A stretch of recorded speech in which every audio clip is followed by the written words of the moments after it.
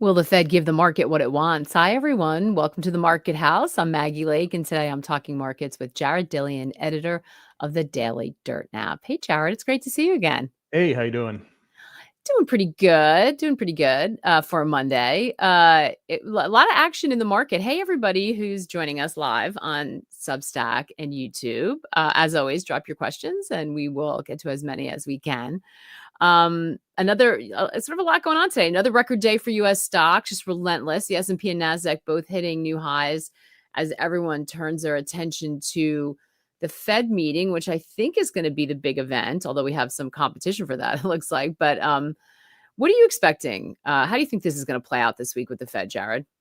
Well, I've been thinking about it a lot. I mean, they're going to cut 25 for sure. There is a small chance they cut 50. Mm. I don't think that's likely, although, since Powell spoke at Jackson Hole, we've had two big pieces of data. We had a payroll report, which was terrible, and we also had the revisions, which were terrible. So that's new information. I still kind of don't think that gets Powell into the cutting 50 camp. I think the most likely scenario is they cut 25 and you'll get a dissent out of Christopher Waller and or somebody else for 50 basis points, which I think will be enough to rally the bond market and probably the stock market and probably every asset on earth, because that's what happens. So that's exactly what I was wondering. I mean, does the fact that we're on a rate cutting cycle now just sort of mean more fuel to the everything rally? yeah, I mean, if you think about it, we're cutting rates with stocks at all-time highs, Bitcoin at all-time highs, gold at all-time highs, the unemployment rate at 4.3%, and inflation at 3%. I mean, people have been talking on Twitter about how they're going to run it hot. I mean, this is the evidence is pretty clear. Like, they're going to run it hot. Like, every asset class is on its all-time highs. We're cutting rates with unemployment in the 4 handle, and it just doesn't make any sense. Yeah, although you sort of, certainly from the White House perspective, they think that they're too restrictive, obviously. Do you think there's any disappointment if they only do 25, or political fallout? I mean, this is kind of an interesting time now because we've never had this much sort of overt, persistent political pressure on the Fed and talks of, trying to get rid of people and reform the institution and all of that. I don't think there's going to be any political fallout if they cut 25. I think a 25 basis point cut could be construed as a little bit hawkish. Maybe you see stocks down in that scenario. Maybe you see the front end of the curve back off a little bit, but I don't think there's. I mean, I think Trump will look at a 25 basis point cut and say, okay, they're moving in the right direction. But he'll say Powell is too slow and too late and stuff like that. Yeah, I think that's what's going to happen. Yeah, too little. I mean, you can even get all of the above. I'm sure it's not going to be enough. What bonds are more interesting though, right? Because there's been this sort of outside risk that if they are too aggressive, you could actually see yields go up, not down. So stocks look set to sort of continue their record run and be pretty satisfied as long as they get some kind of rate cut with an indication of more. How does this play out for the bond market? Well, yields have rallied across the curve for like the last 2 or 3 weeks. 10s are pretty close to 4%. Bonds are up around 5%. Now they're like 4.6 or something like that. So you've seen a pretty big duration rally. And also you're starting to see mortgage rates come down. The last time I checked on mortgage rates, they were below 6.5. Somebody emailed me today and said that you can get jumbos in California at 6 1/8. So I'm not necessarily a believer that you're going to get this vicious curve steepening. I mean, maybe if they cut 50, but I don't think you're going to get a vicious curve steepening on a 25 basis point rate cut. Yeah. which would be good. I mean, a lot of people waiting for those, waiting for the mortgage rates to come down too. That's been really tough. What about I just called it the everything rally before, and that's not exactly fair because we haven't seen small caps really participate. Although William in the chat is talking about record high in call buying in IWM by small specs. He thinks that's a sign of the top of a top. If we're in this sort of easing cycle, do you think it will benefit small caps? Yeah, I mean, I'm kind of a small cap bull anyway, particularly small cap value. In fact, just launched a new newsletter at Jared Dillian Money, which is based on small cap value. Oh, really? Oh yeah, yeah. So I think this asset class is going to turn. I'm pretty bullish on small caps, and I own an ETF. The ticker is ISVL, and it's International Small Cap Value. So this thing is just the bastard, right? Like nobody wants it. It's international, it's small cap, and it's value. And it's up. I mean, I don't know I don't know what it is in percentage terms. You know, I've held it for a while, but it's up a lot in the last year. You know, so I think it's turned. That's so interesting. Is it is it the international part of it? Is that because you see this kind of diversification away from the US? Is that what's attractive? I know you've been keeping your eye kind of globally for Yeah, and for sure, opportunity. like the dollar is sold off about 12% from the highs. So that's helped it a lot. Mhm. And you know, you did see 4 or 5 months ago, you did see a big diversification into especially Europe. Either for a period of time, Europe actually did well and outperformed the US by Mm. about 600 basis points, but that's kind of come back. So Yeah. Um, so a couple other interesting headlines that were also Washington bits of news that were market movers today. First of all, China, Trump tweeting out that sort of indicating that the two countries are getting close to a trade deal, one that keeps TikTok open for business to the great relief of throngs of sort of young people, I suppose. Um, do you think that has the potential to be a real market mover on the details, or is this something that not so straightforward? well, I think it has a potential to affect currency markets. I think if we got a trade deal with China, I think the dollar would go up. Mm. Um, and it would theoretically be bullish for stock. Everything is bullish for stocks. But the TikTok thing, I saw some stuff on that today, and I was reading that you know TikTok would stay open, but the algorithm would end up in U.S. hands, right?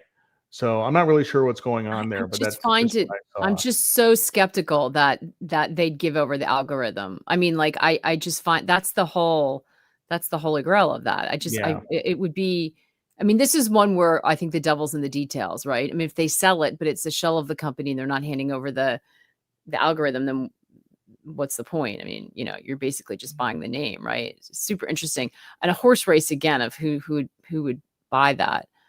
So watch that story, folks. I'm not sure that the headline seemed very positive, but I think on the TikTok part, at least, it might be a little bit more complicated than that. Are you watching Tariffs, Jared? How where for a while it's all we were worried about, and it seems to just have evaporated.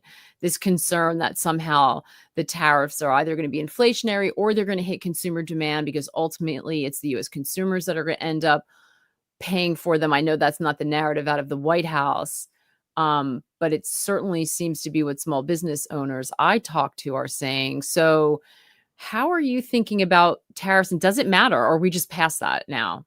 Well, you know, the Supreme Court is going to rule on whether Trump has the power to unilaterally impose tariffs. And I think that if the court rules that he doesn't have that power, that's bullish for the dollar. It's might be bearish for stocks. But I think we're gonna that decision was gonna be fast tracked. I think we're gonna Mhm. get a decision on that sometime soon. I don't necessarily think it's gonna go in Trump's favor. Mm. Um, you know, Neil Gorsuch, you know, in particular, is more libertarian, and he's likely to vote against that. And I think Amy Coney Barrett is too. Alito and Thomas will vote for it, and who knows about Kavanaugh. But I think he could get a 6-3 or 5-4 decision against Trump on that tariff case. I don't think it's a slam dunk that he's going to win that case. Yeah, that throws a lot up in the air, doesn't it? I mean, from a sort of revenue point of view, the idea that and that's his argument right now. He's not really making legal ones. He's just saying it's a hot mess, and we'd end up having to pay billions back to all these other countries. Yeah, because tariffs are really the heart of their whole economic policy agenda. Like the reason that we passed a big beautiful bill and we extended the tax cuts from 2017 is because we thought we would have the tariffs as a source of revenue to offset that. And if that disappears, then the deficit picture just suddenly just gets atrocious. Probably negative for bonds, I think, if you see that. But there were talks about, like, Josh Hawley was trying to pass a bill that would give tariff rebate checks to people. So I'm really cynical about that. I think that money is spent no matter how much we bring in. So yeah, I mean, it would appear so, but super complicated with the courts. If they rule that way, that seems to be something that's not really being factored in right now. George is saying, wouldn't a decision against tariffs be bullish gold, even if the dollar goes up as uncertainty goes up?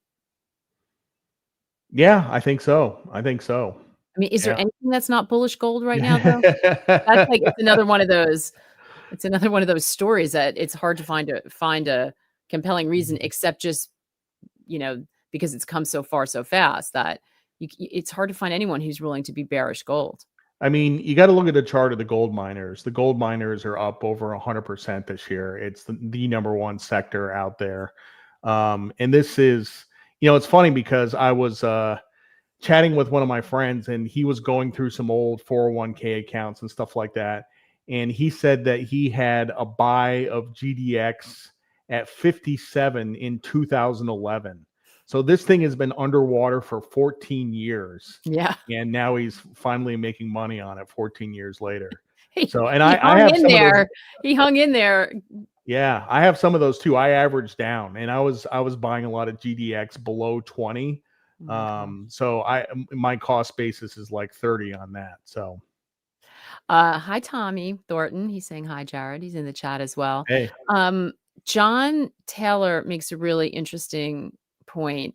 Those arguing for Fed cuts point out that the headline unemployment is deeply flawed, and what matters is that it's rising. The downward revisions to the labor market were absurdly high, and demand is slowing. I just want to flag, first of all, are you worried about the labor market, Jared? I don't know. I don't know if worried is the right word. I don't think we have a really good grasp on what hiring looks like these days. Because if you can't trust the BLS numbers, and look, like, there's a whole bunch of politics involved in this. Trump his histrionics have made people doubt the BLS numbers, where in the past we never used to doubt the BLS numbers, but we've had these two massive revisions this year and last year. And so everybody's like making all these political statements about this, like all the Biden jobs are gone and stuff like that. I think you just have to look at this point. You have to look at private measures. And the biggest one is ADP. And ADP has been going down as well. I think the last one was 54,000, something like that. ADP has been trending lower. So, there's a whole bunch of theories on this. Like, some people say it's because of AI. Like, AI is actually starting to cause job losses. Some people are saying it's because of the deportations, right? Like, that's hitting the labor market. It could be a combination of these things. Who knows? Yeah, you're absolutely right about that, and it does seem like it's murky and for a lot of reasons. Just an heads up programming note. I talked to on this point. I'm glad you brought it up, John. I had a great conversation with Juliette DeClerc that we are releasing for the first episode of Macro Sessions. And she had some really interesting things to say about the labor market. And I think she's very much in the camp that she's super concerned about underlying weakness that's not being accurately picked up, and what that means, the implications for that. So check that out. It was really eye-opening. And then of course later on we talk about what it means for markets. But we spent a lot of time talking about the labor market and AI You specifically. know, So I just check want to that jump. out. I want to jump in on one more thing with this. Mm, So, during the pandemic, we had all the stimulus, and we created these labor shortages, right? So you remember back to like 2020, you would go into a restaurant, nobody would be working there. Like mm, people got the stimulus and they were staying home. Like there are these huge labor shortages, and it caused huge amounts of distortions in the labor market, which I think persisted for a number of years. mm, So the weakness we're seeing in the labor market could really just be a return to what is more of a normal labor market yeah. post pandemic, and the neutral rate of unemployment is probably more like 5%, 5.5, not 4. In the Mm, dot-com bubble, the lowest the unemployment rate got was 3.9%, and that was the hottest economy I have ever lived through in my entire life. So we're pretty close. We're reasonably close to that, right? So I think another part of it is we're just working off these distortions from the pandemic 5 years in the future. So yeah. Yeah, that makes a lot of sense. And I also think, I mean, we're roughly calling it AI, but let's just say technology. I mean, we all see it around us. I go to the supermarket, I check out myself now. Everywhere you go, you're seeing this. So we know it's coming, right? We sort of feel that. But is that really being picked up? And are they still have people on the books, but they're just working less? Like there's a lot going on that I think is worth sort of, thinking about when we try to figure out what's going on with the labor market. And I'm sure it's hard for people who track that to know what's happening. All right, we got some questions in here. Some people who are very skeptical about what's going on too, as I'm reading them. Another piece of news I'll get to the questions in a minute. Another piece of news that came out. I don't know if you all caught this because it's just in the last hour or so, but some indication from the energy secretary suggesting at a conference that the U.S. would boost or create a strategic uranium reserve, and it pushed uranium stocks up a lot. Jared, I know you had that you used to be in uranium, and you had that sort of famous line that we laugh about, and you people reminded you of all the time that there were a lot of a-holes in the uranium trades. It got too hot, you got out. Are are you looking at uranium? And if you're not, would you chase it based on a statement like that or the prospect of some kind of strategic reserve? I'd have to look at the charts. I'm as far as traders go, like I'm totally unbiased and agnostic. Like I'll buy or short anything. I don't really care. Um, I just haven't looked at the charts in a while. Like Mm, if we get off the show and I go look at the charts and I say, "Gee, that's interesting." Yeah, sure, I might buy it. But usually, in a situation like this where you have a piece of news like the strategic uranium reserve, like I probably missed it, but I'd have to look at the charts. yeah. Um, Sam asking back to gold. When are you thinking of trimming your miners? He knows that you've held them for years. Do you trim and then add on dips? How would you approach that? I think it's too early to think about trimming. I think about it all the time. Like if you're in a winning position, like you're constantly thinking about when you take profits. Like when do I take profits? When do I take profits? And I think that the investment world is finally waking up to the fact that these gold miners are insanely profitable right now. Hmm. Their cost per ounce to extract from the ground is about $1,500 an ounce, and they're selling it in the spot market at 3,600 with like 60% margins. Like it's kind of hard to screw that up. Now the gold miners have screwed that up in the past. They screwed it up 2011 to 2013. I don't think they're going to do it again. So I think it's early to be thinking about cutting the position or selling. George asking, what's your most likely roadmap to a market correction? Oh, I don't know. It's probably not going to be the Fed meeting. I really don't know. If Tommy's watching the video, he and I both watch DeMark indicators.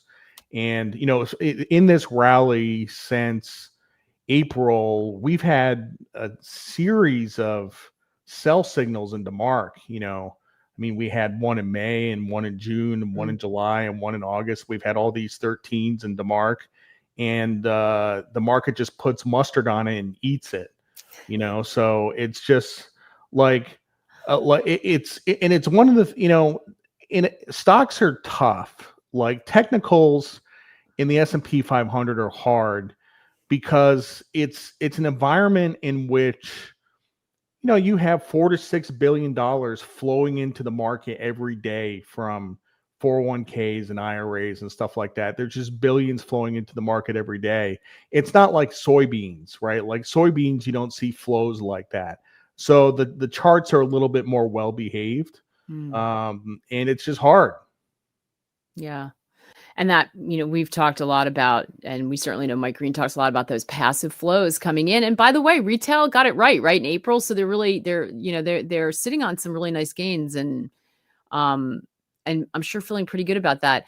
Do you worry about, so we've got some interesting things coming on, and I said some of the people are skeptical as well. I know Tommy was just on the show. I know he thinks valuations are stretched as well. But as you say, it's kind of hard, certainly hard to short this market, although Tommy's got some short names. Very hard for regular folks who've been thinking that things look overextended because we just keep hitting records, right? I mean, you haven't been able to execute on that. We have some things going on. I mentioned this Tricolor subprime lender that went under. A lot of people watching that with some interest. We have all these digital asset treasury companies, right, that people are announcing that they're on the board of or that they're involved with now that are going through the roof. They're just sort of exist in order to buy up cryptocurrencies. There seem to be some things that, if you're prone to be nervous, might give you pause. Does it feel like a bubble here? It does. It does. I mean, the Bitcoin treasury stuff or Ethereum treasury stuff, like that's a bubble for sure. I really don't want to get into crypto today, but yeah, there's I mean, it's escaping me right now, but like there's a lot of signs of a bubble out there. Now, the one thing I will say is that, I'm old enough that I traded in the .com bubble, and in the .com bubble, you had 1,000 or 2,000 tech companies, and 98% of them were unprofitable, right? And today you have 10 tech companies, and they're by far the most profitable companies in the world.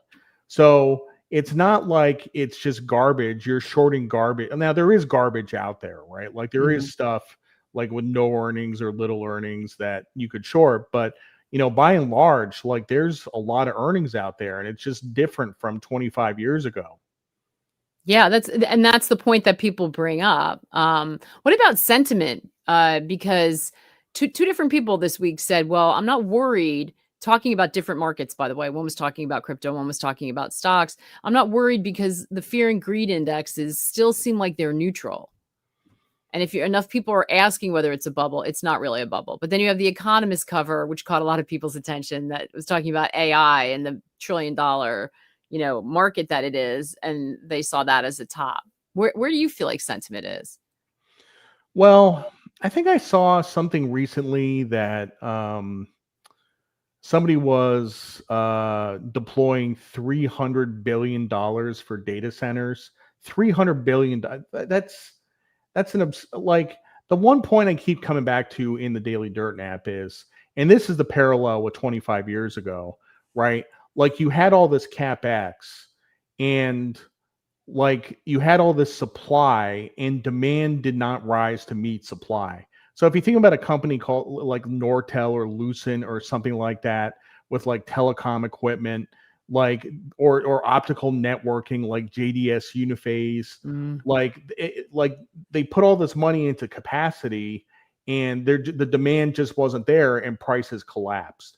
So when I see the trillions of dollars that are going into data centers and stuff like that, like I just think people are overestimating demand by a lot.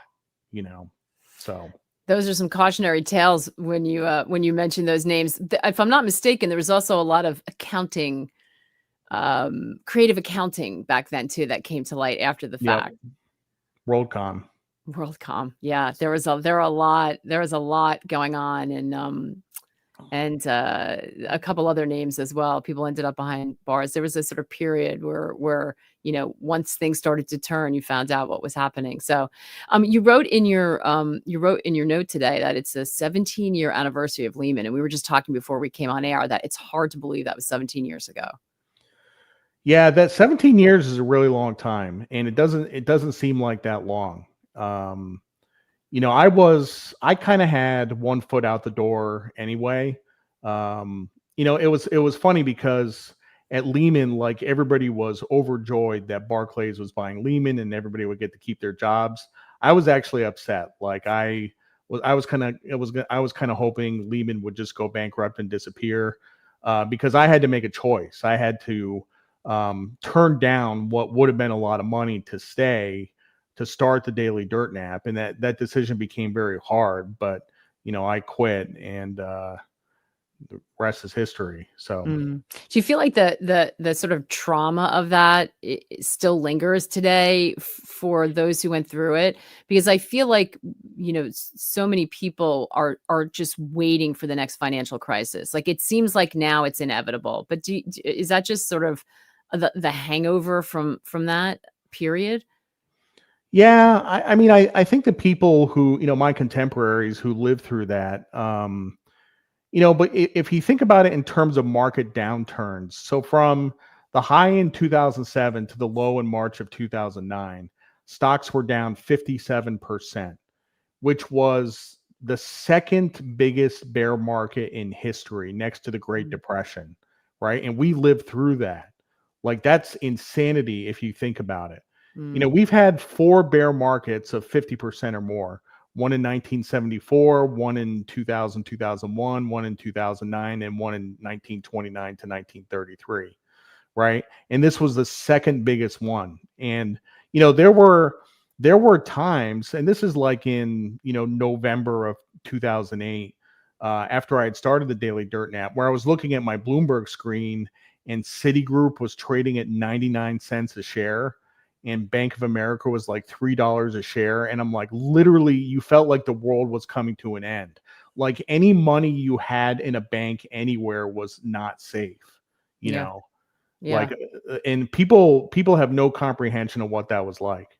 Yeah, I think that's true, and I think I asked because I wonder how that feeds into sentiment. And some folks are going to have had gone through the dot-com bust and that. I mean, that's a double whammy, right? And so it's understandable that they're it just seems like a matter of time before the shoe drops. But I think we have to kind of challenge ourselves. That may be the case, but challenge ourselves as to whether it's just because of that experience. And by the way, like the wheels were coming off for sure. I mean, we're now, I know, still trying to unravel some of the mess that was created, trying to get us out of that. And it's easy to be critical in hindsight, but at the time, the wheels were literally coming off. I mean, there were people who wouldn't say things out loud to me because it was so bad, and they just couldn't give voice to it because it would have just created an enormous amount of panic. And I know Hank Paulson, the Treasury Secretary, has written about that, just like leaving the White House and throwing up and coming back in. So it was a really crazy time. Doug is asking a hard shift here. Doug is asking, what do you think about the oil and natural gas markets? And gosh, nat gas has been coming up a lot. Tommy mentioned it. Dale mentioned it. Mish has mentioned it to us as a kind of unloved market that they're kind of keeping their eye on. Because it's just kind of also been overlooked for so long. Yeah, it is. It has been overlooked. I looked at the nat gas chart today. It does seem to be bottoming. Um, so I'm a little constructive on that. Oil, I really have no idea.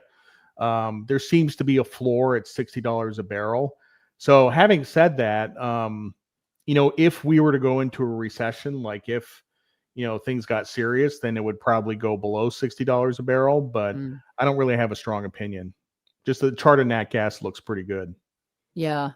So what is your favorite trade right now? Is it that ETF that you talked about? Because it seems like if from listening to you, it seems like you're kind of in wait and see mode on a lot of stuff, that we're kind of at a juncture and you're waiting for some clarity. What's your favorite right now? I love my portfolio right now, which is very odd for me. Like usually there's a bunch of stuff in there I hate. And I don't hate anything right now. Like I have a bunch of positions international, especially Latin America, that are doing really well. Brazil is coming up, Colombia is coming up, Chile is coming up.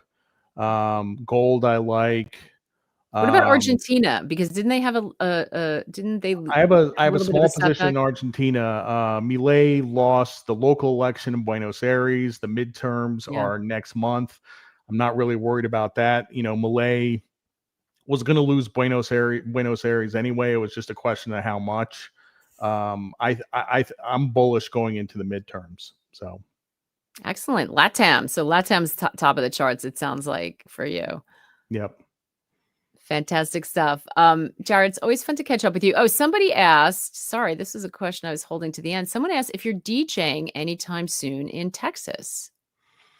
Not in Texas. I've only DJed in Texas once. I DJed in Dallas 3 or 4 years ago, which was a pretty fun gig. I don't have any plans to go back there. I have a DJ gig locally in South Carolina. There's a town called Conway that has a Halloween festival, and they're gonna have me play for that. So I'm actually pretty excited because I never get to play locally around here because like the Myrtle Beach area is not like a house music area, you know.